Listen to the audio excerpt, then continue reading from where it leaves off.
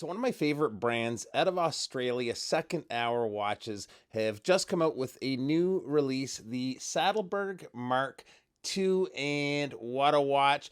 They usually tend to go the extra mile when it comes to design and the spec sheet, and they've done it again here now with this new release. Big thanks to Second Hour Watches for letting me get a little time with the watch the past couple of weeks. Really appreciate it, but let's get to it and check out the watch. All right, so we have the blue version of the watch here today, and it's such a good looking shade of blue they're using. It's a modern take on the field watch and is available in a total of three colors.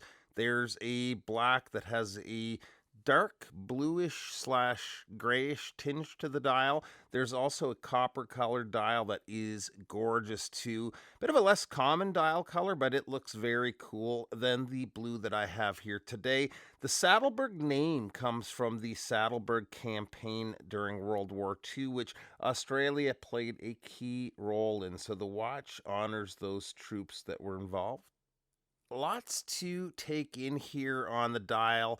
The inner dial is fumé, so it gets darker towards the edges and has a sunray finish. We've got the date above the 6 o'clock, and the date wheel is color matched to the dial.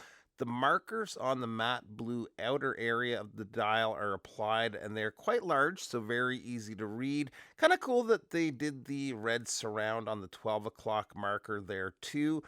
A signature detail with second hours that they usually divide the dial up in two-thirds, which they did here with the red markers at every 20 minutes on the chapter ring. Good looking handset and well sized for legibility, and with one last red accent on the second hand, kind of tying it all together.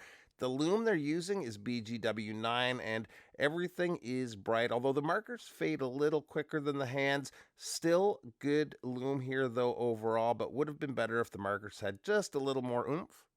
The case and bracelet have a hardening treatment that brings the hardness up to 1200 Vickers, so it's a lot less likely to pick up scratches or scuffs. Not quite scratch proof, but it really does help. The bracelet is a 7-link bracelet and it's very fluid. It's got some weight to it, but wears comfortably. We have quick release spring bars, screwed links for sizing, and the signed clasp also has an on-the-fly adjustment system. It's a little blingy for a field watch, but it's a nice bracelet, and I think it works with the overall look.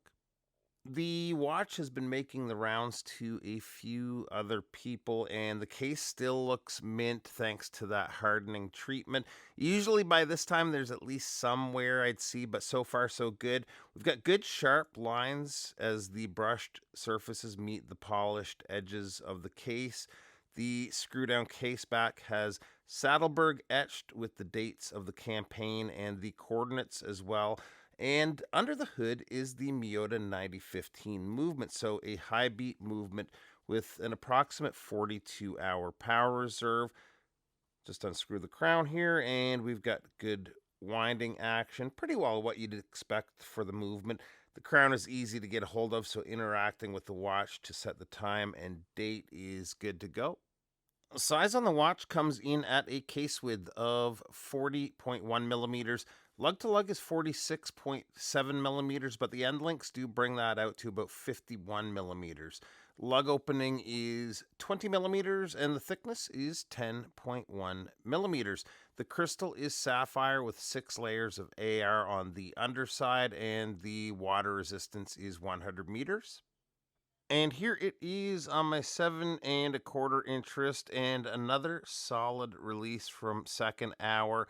I am in blue watch overload right now. I think there's 5 watches in for videos. Everyone is blue, but this, I have to say, is my favorite blue dial of the bunch. That copper looks really impressive too, though. Cost for these come in at 850 Australian dollars, so right around 575 USD. There's also an option for an additional leather strap for an extra 65 Australian or 44 US dollars. Link to where you can find these will be in the description below. Appreciate you taking a few minutes to stop by, and we'll see you real soon. Bye-bye.